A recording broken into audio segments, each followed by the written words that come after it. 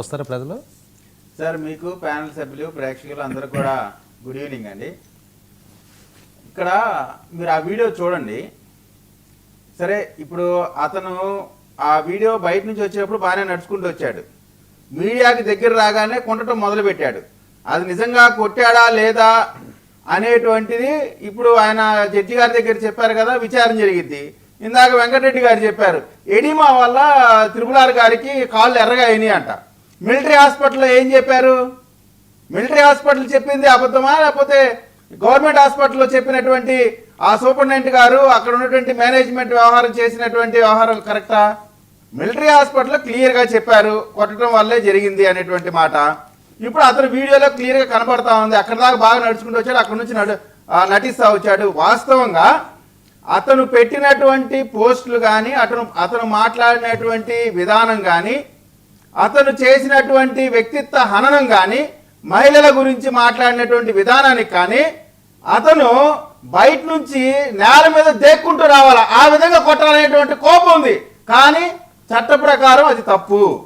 కాబట్టి మా వాళ్ళు నాకు తెలిసినంత వరకు పోలీసులు కొట్టుండరు అనేటువంటిది నా నమ్మకం.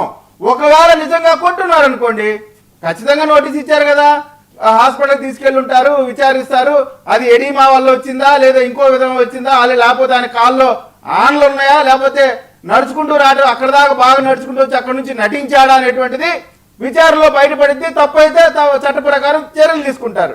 అంతే తప్ప ఇక్కడ ఏందో అసలు భూ ప్రపంచంలో చేయని తప్పంతా జరిగిపోయినట్టు సీత మాటలన్నీ అసలు అధికారం లేకపోయేసరికల్లా ఏమి మాట్లాడుతున్నారులే.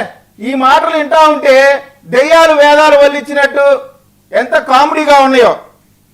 పవర్ ఉన్నప్పుడేమో అధికార మదం తలకెక్కింది. మా పార్టీ ఆఫీసులో పార్టీ మీడియా విభాగం చూసే నరేంద్ర గారిని తీసుకెళ్లి ఏ విధంగా కొట్టారు. అనేక మంది పొద్దున్న లేస్తే గుంటూరు సిఐడి ఆఫీస్ దగ్గర టీడీపీ కార్యకర్తలు రోజు ఒక డ్యూటీ ఉండేది.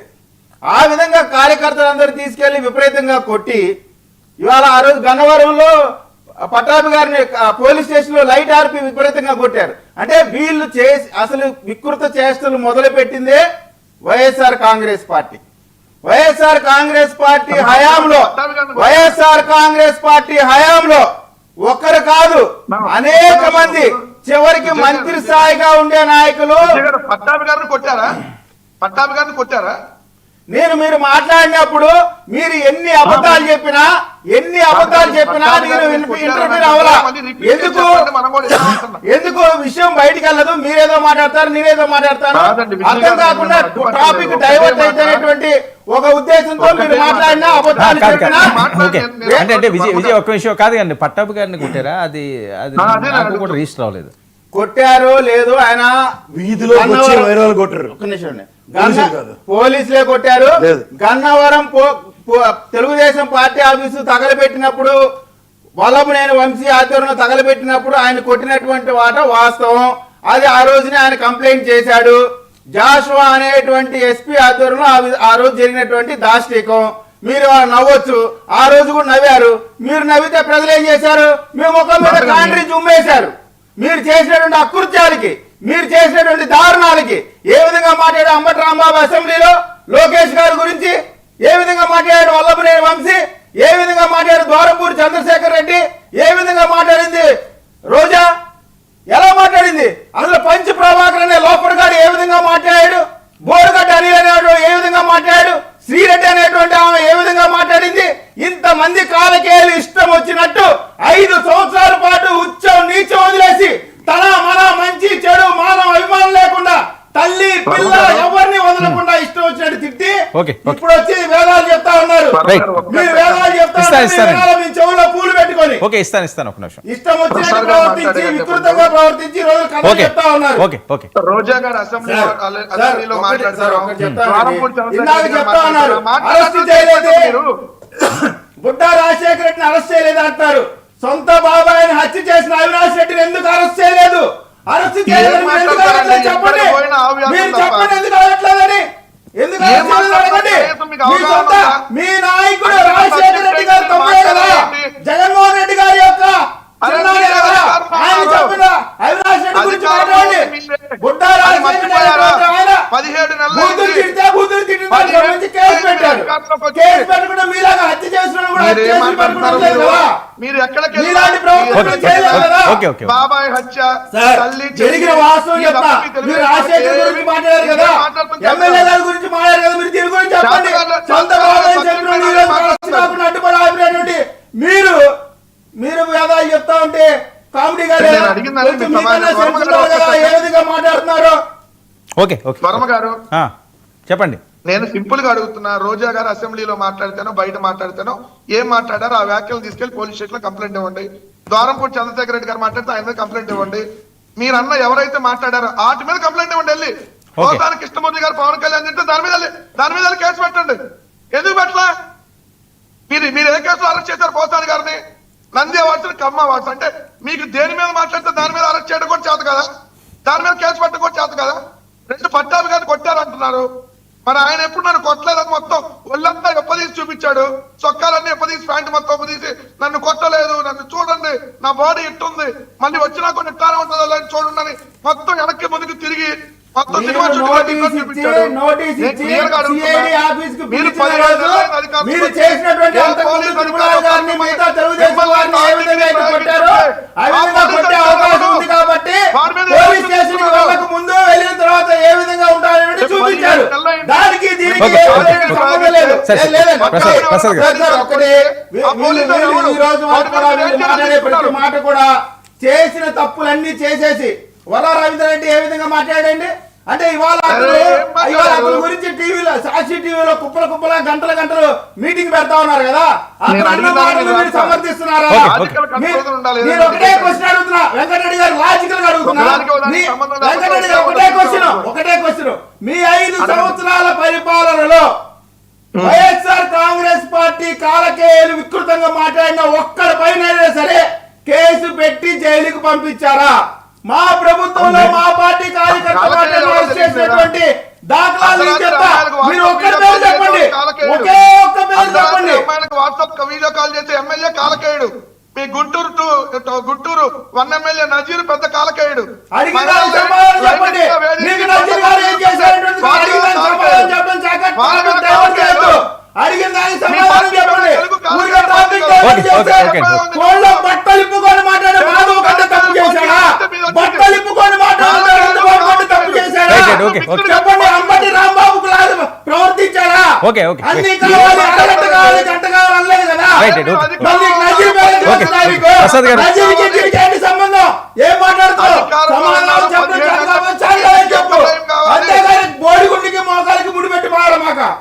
అధికారంలో మీరే ఉన్నారు, 17 నెలలు అయింది. మేము తిడితే పలానా చంద్రబాబు నాయుడు, పలానా రోజా వరే 420 అంది, ఇదిగో మేము కేసు పెడుతున్నాం అని పెట్టండి. లేదంటే ద్వారంపూడి చంద్రశేఖర్ రెడ్డి లొకేషన్ తిట్టాడు, పెట్టండి కేసు. ఏం చేత కాదా? 17 నెలలు అయింది. అడిగిన దాని మీద చెప్పండి. మీరు ప్రసాద్ గారు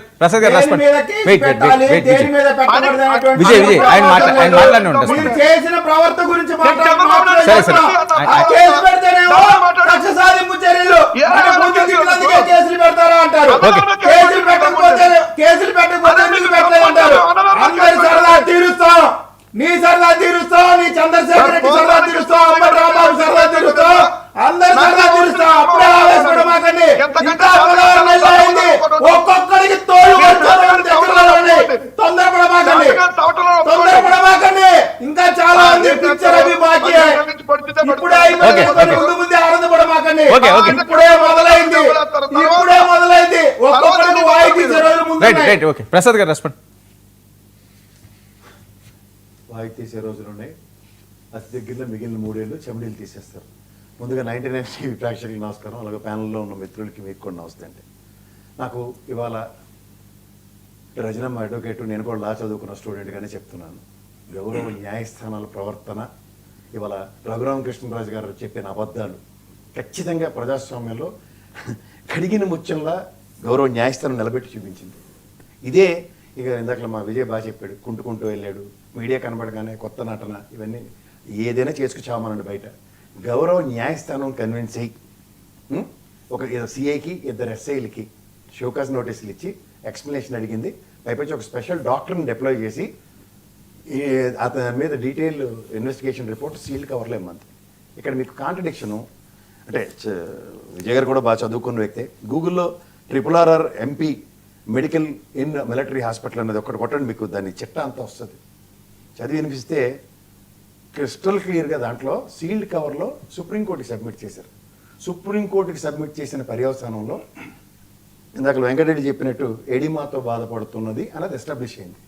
నేను ఎందుకు చెప్తున్నానంటే ఇందాక లజనం బాగా చెప్పింది, ఎప్పుడైతే న్యాయస్థానంలో ఏ వ్యక్తి అయినా సామాన్యుడిగా ట్రీట్ చేయబడతాడు అతనికి పోలీస్ వ్యవస్థ 3rd డిగ్రీ ప్రదర్శించిందా లేదా అన్న దగ్గర ఇది రఘురామకృష్ణరాజు గారి ఇన్సిడెంట్లో న్యాయస్థానం నుంచి ఈ విధమైన ఎంక్వైరీ ఒక ఎస్ఐనో కనీసం హోంగార్డ్నైనా సస్పెండ్ చేసిన ఉదంతో చెప్పండి. దీని మీద ఎంక్వైరీ అట్లీస్ట్ సిఐకి ఎస్ఐకి ఇద్దరు ఎక్స్ప్లెనేషన్స్ అడిగింది. ఈ విధమైన ఉదంతో రఘురామకృష్ణరాజు ఇన్సిడెంట్లో ఉందా? నేను ఛాలెంజ్ చేస్తున్నాను ఎవరికైనా సరే. నేను దాని మీద అనర్గళమైన డిబేట్లు చేశాను, రజనమ్మతో కూడా చాలాసార్లు ఆర్గ్యూ చేశాను. ఈ విషయం అందరికీ తెలుసు. ఒకే ఒక విషయం చెప్పదలుచుకున్నాను. ఇవాళ గౌరవ న్యాయస్థానం తన మర్యాదని ప్రజల ముందు ఎలా ఉంచిందంటే, ఇది ఒక సామాన్యుడైన రఘురామకృష్ణరాజు కంటే ఇంకా హై లెవెల్లో మిలిటరీ హాస్పిటల్కి తీసుకెళ్లి హైకోర్టుకి సబ్మిట్ చేయమని హైకోర్టు సుప్రీంకోర్టుకి సబ్మిట్ చేసిన ప్రొసీజర్ వర్సెస్ కామన్ మ్యాన్కి అక్కడికక్కడే సత్వర న్యాయం ఇచ్చిన గౌరవ న్యాయస్థానం. ఎవరికైనా అది న్యాయస్థానం, ఎవరైనా అత్యున్నత న్యాయస్థానాలు ఇలా గౌరవించి తీరవలసింది. కదండి ఈ సోషల్ మీడియా పోస్టులు ఈ జాడ్యం పోతా ఏ పార్టీ అవనియండి ఎవరు అవని జాడ్యాల గురించి జీవితాల తరబడి మాట్లాడుతున్నాను, అందరూ మాట్లాడారు కూడా. ఇవాళ ఒక విషయం చెప్పదలుచుకున్నా, ఇవాళ న్యాయ వ్యవస్థ మనుషుల్ని ఎలా ప్రొటెక్ట్ చేస్తుంది అన్న దగ్గర వాడు ఎంపీ అవనండి, ఎమ్మెల్యే అవనండి, సామాన్య మానవుడు అవనండి, దీని మీద ఎవరికైనా ఈ కన్సర్న్ ఉంటే ఎవడు పడితే ఆడు ఏది పడితే అబద్ధాలు చెప్తే మనం నమ్మవలసిన అవసరం లేదని ప్రజలకి ఒక హితబోధ చేసినట్టు ఈ కేసు స్టడీ. ఇవాళ భాస్కర్ రెడ్డి అనే వ్యక్తి సోషల్ మీడియా పరంగా ఏ పిచ్చి పైన నేను చేయనండి, నెక్స్ట్ ఈయన విజయ్ గారు చెప్పినట్టు 1,00,000 మంది తెలుగుదేశంకి ఎగ్నెస్ట్గా చేయనండి, లేకపోతే వెంకటరెడ్డి చెప్పినట్టు తెలుగుదేశం వాళ్ళు 1,00,000 మంది చేయనండి.